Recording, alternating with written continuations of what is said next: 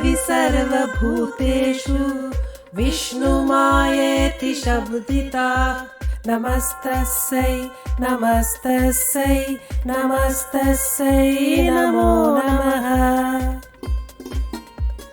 या देवी सर्वभूतेषु शक्तिरूपेण संस्थिता नमस्तस्यै नमस्तस्यै नमस्तस्यै नमो नमः।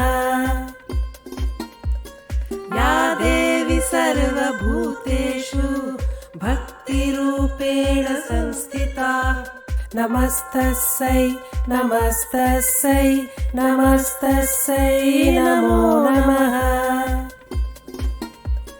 या देवी सर्वभूतेषु मातृरूपेण संस्थिता नमस्तस्यै नमस्तस्यै नमस्तस्यै नमो नमः।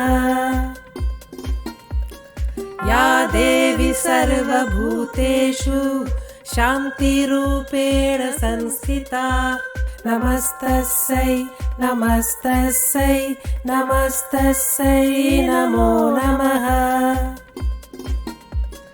या देवी सर्वभूतेषु दयारूपेण संस्थिता नमस्तस्यै नमस्तस्यै नमस्तस्यै नमो नमः।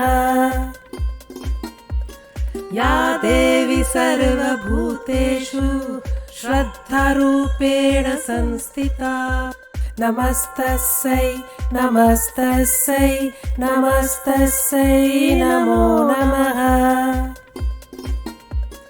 या देवी सर्वभूतेषु निद्रारूपेण संस्थिता नमस्तस्यै नमस्तस्यै नमस्तस्यै नमो नमः।